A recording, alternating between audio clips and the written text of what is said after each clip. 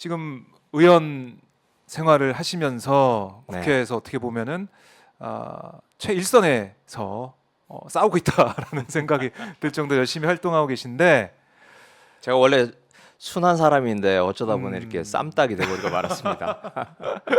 그러게요. 싸움딱이라고 네. 표현하셨는데요. 제 개인적으로 궁금한 게 네. 어떠세요? 국회에 이제 들어오셔가지고 활동 이어가고 계신데 개인적인 소회? 그러니까 사실은 언론계 선배님이시고 네. 청와대에 계셨다가 네. 국회로 오시게 되셨는데 좀 어떤 느낌일까? 국회에서 활동하는 게 좀 어떤 생각을 좀 하시면서 하고 계실까? 이게 좀 궁금하더라고요, 개인적으로요. 아, 그래요? 네. 그럼 말씀하셨으니까 기자, 청와대 대변인 그리고 국회 예, 직업을 바꿨는데 예. 제일 좋기로는 청와대 대변인 시절이 제일 좋았습니다. 그래요. 네. 그때 뭐 길지 않은 시간이었지만 네. 그때는 새벽 4시에 눈을 떠서 알람을 맞춰 놓고 새벽 4시에 에이. 눈을 뜨고 그러면 예. 빨리 회사에 가서 일하고 싶은 마음. 정말요? 네. 그래서 눈 뜨자마자 눈곱도 안 떼고 일단 그냥 바로 사무실에 가서 예. 신문 보면서부터 일을 좀 시작을 했었는데요. 음. 그만큼 그때는 설레고 막 그 기자적인 제가 27, 8년 동안 기자를 했기 때문에 네. 그 기자적인 호기심이 있어요. 그래서 청와대에서 빨리 가고 싶다라는 이유가 야 오늘은 또 무슨 일이 벌어지나. 네.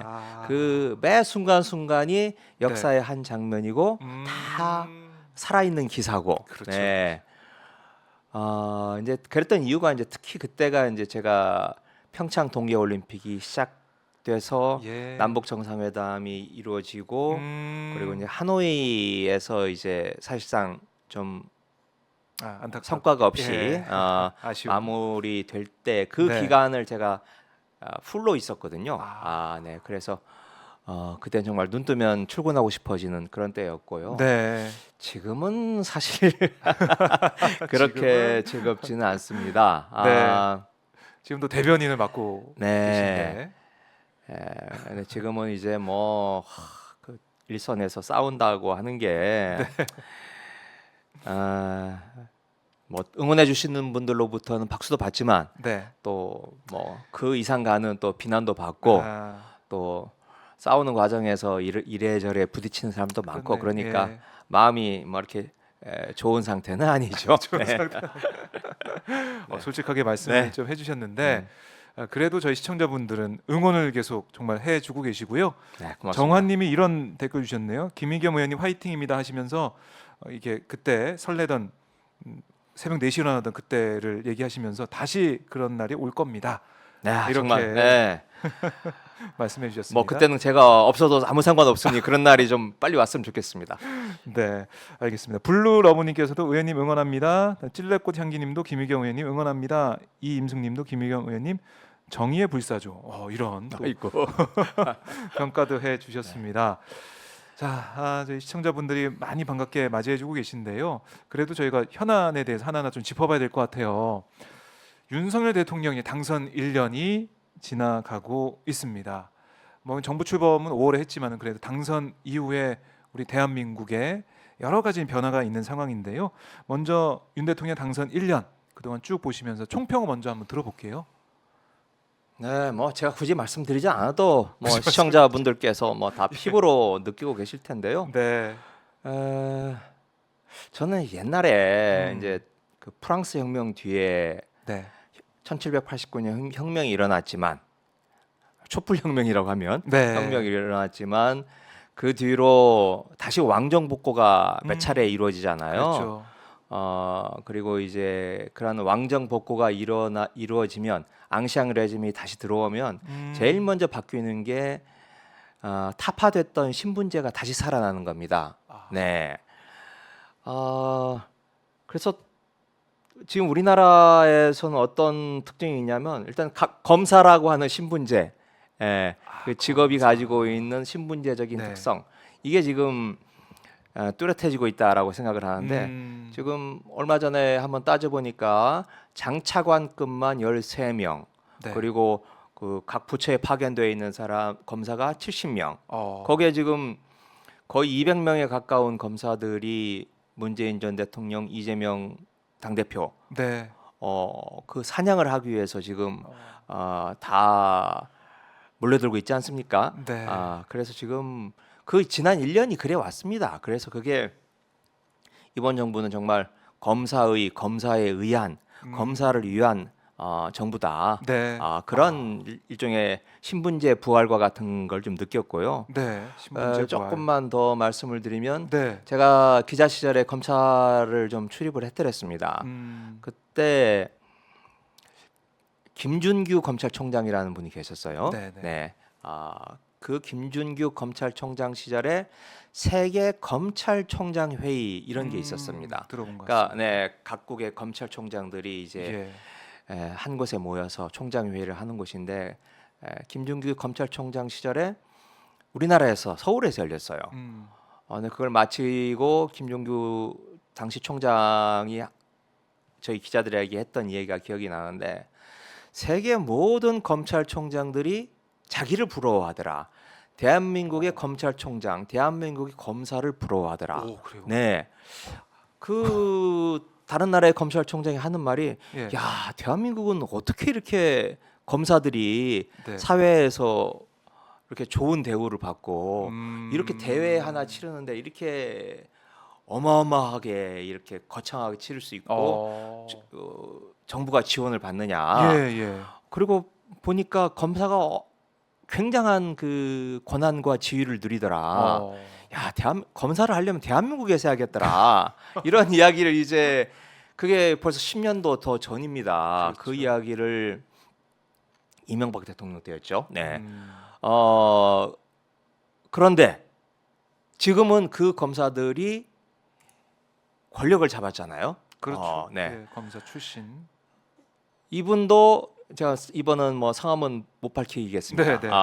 네. 이분도 전직 검찰총장이 한 분이신데 예. 그분이 제가 한 달이 건너서 들었는데 이렇게 어. 말을 했다 그래요. 예. 다른 이제 검사들 후배 검사들 앞에서 윤석열 윤석열 정부는 윤석열 개인의 것이 아니다. 윤석열 정부는 우리 검찰 조직의 정부다.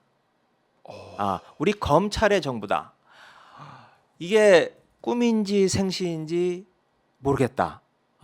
내가 이것만 생각하면 눈물이 난다. 감격해서. 너무 좋았어. 너무 좋아서 감격스러워서 네. 그 이야기를 하셨다고 제가 한 달이 건너서 들었는데 네. 아까 제가 말씀드렸던 지난 1년은 정말 검사에 의한 검사를 위한 1년이었고 아마 이 정부는 그걸 천년만년 누리고자 이어가고자 지금 이재명 대표, 문재인 전 대통령에 네. 대한 수사를 이렇게 계속하고 있다라고 생각을 합니다. 자, 이 검사 이 두 글자로 어떻게 보면 지난 1년이 압축될 수 있다 그렇죠. 이런 생각이 드는데 검사란 말을 빼놓고는 설명이 안 되는 거죠. 네. 그러니까 이 저희 시청자분들도 말씀을 계속 하시는 게 뭐 외교는 외교, 안보는 안보, 민생은 민생 모든 분야에 있어서 전 정부보다 계속 못해지고 있다. 결국에는 뭐 눈 떠보니 후진국이다 이런 말이 회자가 될 정도로 많이 어렵다는 얘기를 하고 있는데요. 자, 그럼 원인 분석도 저 해보면은 그러면 결국에는 검사를 위한 그렇죠. 나라가 됐기 때문에 그렇다고 진단할 수가 있을까요? 이 검사의 이렇게 속성을 보면요. 네. 전 이번에 정순신 사태를 보면서 그런 느낌이 좀 들었는데 제가 정순신 검사를 네. 좀 압니다. 그러세요? 네. 개인적으로 몇 번 만나본 사이예요. 네. 근데 이제 젊었던 시절이죠. 젊은 시절에. 젊은 시절에 정순신 검사는 제가 보기에 굉장히 순둥이고, 네, 그리고 뭐랄까 정말 검사답지 않은 검사라는 느낌이 들었어요. 워낙 말하자면 얌전하고 순둥이고, 검사 느낌이 안 났다. 네, 그런 냄새가 하나도 없었어요. 예. 오히려 참 착한 사람이구나 이런 느낌을 제가 받았고 주변의 평도 그랬어요. 그래요. 그런데 그 얼마 안 되는 시간에 대한민국의 특권이란 특권은 모두 누리고 네. 무슨 나쁜 짓을 해도 다 서로 감싸주고 음. 그리고 횡포를 부려도 그게 감싸지고 네? 이런 조직 문화 속에서 몇 년을 있다 보면 네. 그 검사가 누릴 수 있는 특권 그리고 약한 사람을 그냥 짓밟아도 되는 그 감각 네. 이런 것들이 그냥 자연스럽게 몸 안에 스며들어 버려서 사람이 그렇게 짧은 시간에 타락할 수 있구나. 자기 아들의 학폭 문제에 대해서 그렇게 가혹하게 이기적으로 해나갈 수 있구나. 라고 하는 것을 느꼈는데 네. 그런 한 단면과 함께요. 저는 뭐 윤석열 대통령 스스로 그런 얘기를 했죠. 수사권 가지고 뭐 보복하면 그 깡패지라고 얘기했는데 저는 검사와 깡패가 비슷한 측면이 있다고 생각을 합니다. 이게 뭘 말씀드리냐면 네. 겉으로 보기엔 굉장히 세죠. 그렇죠. 세지만 무섭고. 내면은 굉장히 좀 약하다. 그래서 겉으로는 강하지만 속으로는 약하고 강자에게는 굉장히 약하지만 또 약자에게는 굉장히 강한 이게 그 내면의 허약함에서 이제 비롯되는 거라고 생각을 하는데요. 네. 아까 그 여러 가지 그 뭐 눈 떠보니 후진국이 된 이유도 예를 들면 외교 같은 경우에도 이제 네. 그런 건데 자기가 자긍심이 있고 자존감이 있고 그리고 내가 이 어려운 국제 정세를 헤쳐나갈 힘이 있다면 스스로 자강하는 이것부터 일을 찾아야 되지 않겠어요? 그런데 네. 이번에 강제동원 문제를 풀어가는 해법이나 또 지금 이 동북아에서 어떤 군사 정세에 편입되는 방법 이런 네. 것들을 보면 일본에 기대고 미국에 의존하고 이렇게 강자에게 의탁하는 방법으로 문제를 해결하려고 하는 이런 게 드러나 있다라고 생각을 하고 이번에 조금 전에 뉴스 보다 보니 제3자 변제 네. 그 해법 윤석열 대통령이 스스로 생각해서 만들었다고 자랑스럽게 이야기를 하지 않습니까? 예. 그런 행태 자체에 대한 부끄러움이 없는 거죠. 아하.